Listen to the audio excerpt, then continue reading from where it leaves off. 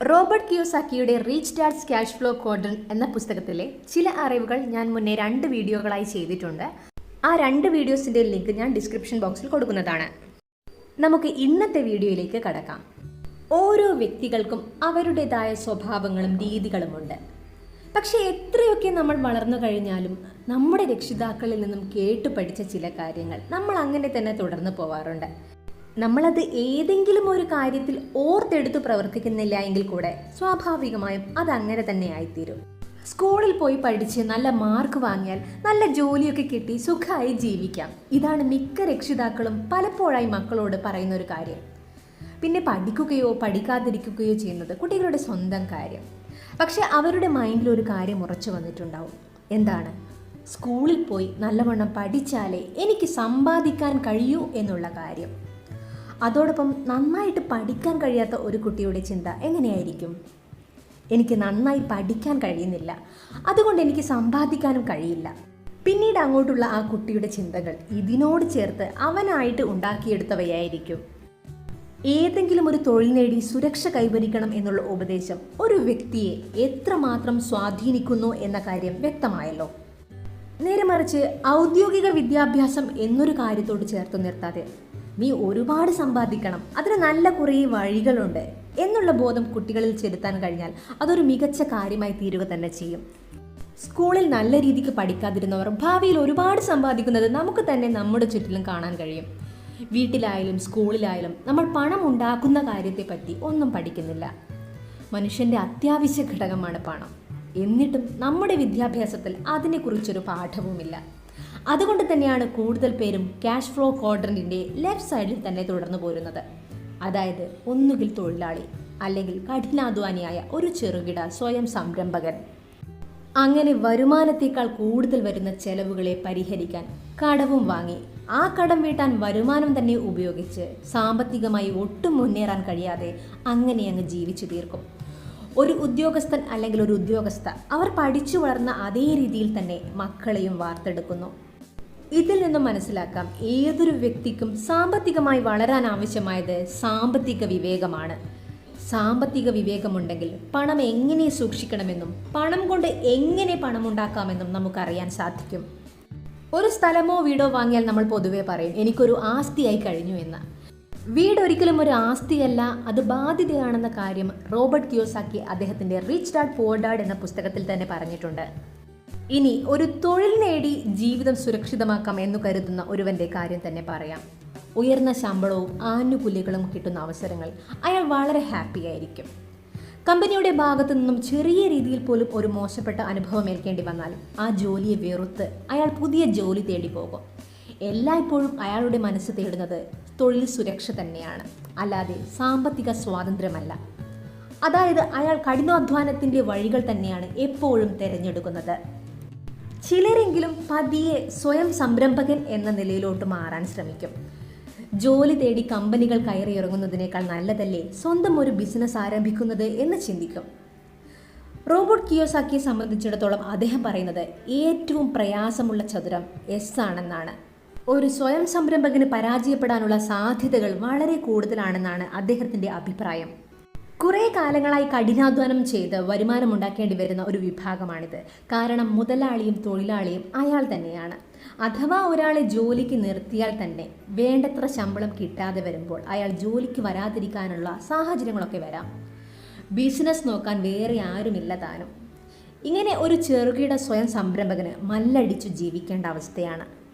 ഒരുപക്ഷെ ഉള്ള സമ്പാദ്യം മുഴുവൻ ഇറക്കിയായിരിക്കും അയാൾ ആ ബിസിനസ് തുടങ്ങിയത്, അല്ലെങ്കിൽ കടം വാങ്ങിയതാവും. അങ്ങനെ പെടാപാടുപെട്ട് ബിസിനസ് അടച്ചു പൂട്ടേണ്ടി വന്ന പലരെയും നിങ്ങൾ കണ്ടിട്ടുണ്ടാവും. ഒരുപാട് കടം മാത്രമാവും ബാക്കി. റോബർട്ട് കിയോസാക്കി പറയുന്ന മറ്റൊരു കാര്യം, സ്കൂളിൽ പോയി നല്ല മാർക്ക് വാങ്ങി സുരക്ഷിതമായി ജോലി നേടുക എന്ന രക്ഷിതാക്കളുടെ ഉപദേശം അതൊരു 1930 മുമ്പ് ജനിച്ച കുട്ടികൾക്ക് കിട്ടിയിട്ടുണ്ടെങ്കിൽ അതൊരു നല്ല ഉപദേശം തന്നെയാണെന്നാണ്.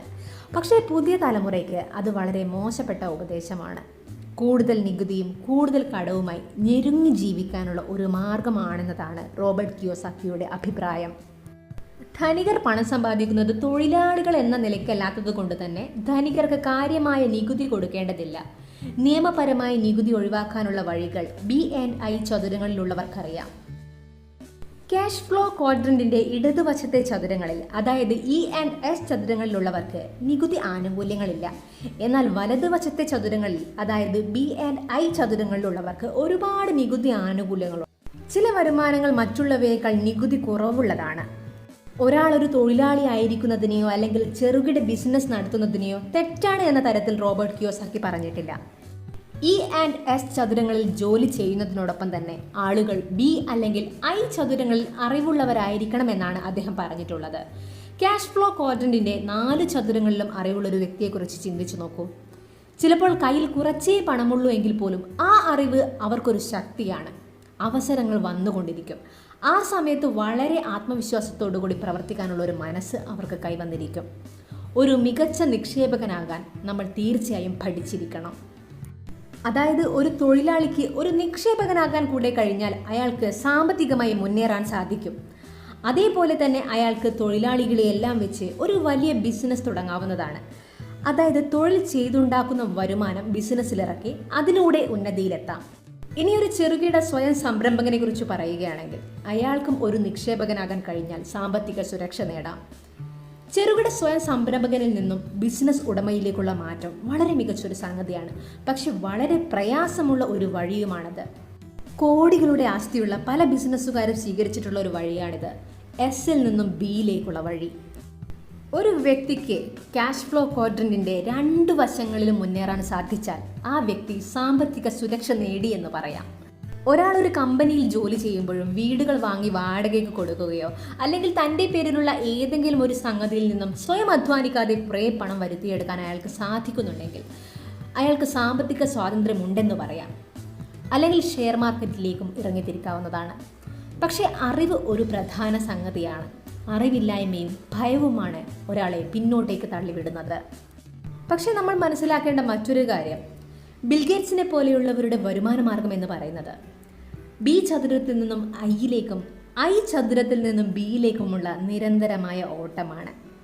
അതായത് അവർ സ്ഥാനമുറപ്പിച്ചിരിക്കുന്നത് ക്യാഷ് ഫ്ലോ ക്വാഡ്രന്റിന്റെ വലതുവശത്താണ്. B ചതുരത്തിൽ നിന്നും Iയിലേക്ക് ഇറങ്ങി ഒരുപാട് നഷ്ടങ്ങൾ അനുഭവിച്ചവരുമുണ്ട്. അതുകൊണ്ടാണ് B&I ചതുരങ്ങളിൽ പ്രവർത്തിക്കാൻ കുറേ അറിവ് ആ മേഖലകളിൽ നേടിയിരിക്കണമെന്ന് പറയുന്നത്. ഒരാൾക്ക് ധനികനാകണമെങ്കിൽ അയാൾ തന്നെ തീരുമാനിക്കണം. ഒരു കമ്പനിയും ആ കമ്പനിയിലെ തൊഴിലാളികളെ സമ്പന്നരാക്കാനല്ല പ്രവർത്തിക്കുന്നത്. കമ്പനി തൊഴിലാളികൾക്ക് ഒരു നിശ്ചിത ശമ്പളം കൊടുക്കുന്നുണ്ട്. കിട്ടുന്ന പണം ഏതു വിധത്തിൽ ഉപയോഗിച്ച് കൂടുതൽ പണം ഉണ്ടാക്കാം എന്ന് അയാൾ ചിന്തിക്കണം. അതിന് കഴിയുന്നില്ലെങ്കിൽ എത്ര പണം കയ്യിൽ വന്നാലും അയാൾക്ക് സാമ്പത്തികപരമായി മുന്നേറാൻ കഴിയില്ല. അതുകൊണ്ടാണ് പറയുന്നത് തൊഴിലാളിയായിരിക്കുന്ന അവസരത്തിൽ തന്നെ അയാൾ B&I ചതുരങ്ങളിൽ അറിവ് നേടിയിരിക്കണമെന്ന്. E&S ചതുരങ്ങളിലുള്ളവർക്ക് മികച്ച സമ്പത്തിനുടമകളാകാനുള്ള വഴി പറയാം. ചെയ്യുന്ന ജോലിയോടൊപ്പം, അതായത് ഒരു തൊഴിലാളിയായാലും സ്വയം സംരംഭകനായാലും അയാൾ ഒരു വലിയ ബിസിനസ് ഉടമയാകാനുള്ള വഴി കണ്ടെത്തുക. അതിലൂടെ ഒരു നല്ല നിക്ഷേപകനാകാനും. അല്ലാതെ E&S ചതുരങ്ങളിൽ നിന്നുകൊണ്ട് കയ്യിൽ ഒരുപാട് പണമൊന്നുമില്ലാതെ ഒരുപാട് സമയം മാറ്റിവെക്കാൻ കഴിയാത്ത അവസ്ഥയിൽ ഒരാൾക്ക് നേരിട്ടൊരു നിക്ഷേപകനായിരിക്കുക എന്നത് പ്രയാസകരമായ കാര്യമാണ്. അതായത് നേരത്തെ പറഞ്ഞ പോലെ ആദ്യം ബിസിനസ്സിലൂടെ ലാഭമുണ്ടാക്കി അത് നിക്ഷേപിച്ചാൽ സാമ്പത്തികമായി അയാൾക്ക് മുന്നേറാൻ സാധിക്കും. ഇനി പണത്തിനും ഒഴിവ് സമയത്തിനും ഒരു കുറവുമില്ലാത്ത ഒരാളുടെ കാര്യമെടുക്കാം. അയാൾ ചിന്തിക്കും, എനിക്ക് നേരിട്ട് പണം നിക്ഷേപങ്ങളിൽ ഇറക്കിയാൽ എന്താ കുഴപ്പമെന്ന്. പക്ഷെ ഒരു മികച്ച ബിസിനസ്സുകാരൻ എന്ന നിലയ്ക്ക് ഒരാൾക്ക് മുന്നേറാൻ സാധിക്കുന്നുണ്ടെങ്കിൽ അയാൾക്കൊരു മികച്ച നിക്ഷേപകനാകാൻ സാധിക്കുമെന്നതാണ് റോബർട്ട് കിയോസാക്കി പറയുന്നത്. ബിസിനസ്സിലെ അനുഭവ പരിചയം ഒരാളെ ഒരുപാട് മുന്നേറാൻ പ്രാപ്തരാക്കും. വലിയ വലിയ ബിസിനസ്സുകളിൽ നിക്ഷേപിക്കാൻ പ്രാപ്തനാക്കും. ഒരു മികച്ച ബിസിനസ്സുകാരന് ഒരു മികച്ച നിക്ഷേപകനാകാനുള്ള അറിവ് കൂടെ പ്രാപ്തമാകും. സാങ്കേതികപരമായി നമ്മൾ ഇന്ന് വളരെയധികം മുന്നേറിക്കൊണ്ടിരിക്കുകയാണ്. അതേപോലെ തന്നെ കൂടുതൽ ബിസിനസ് സാധ്യതകളും.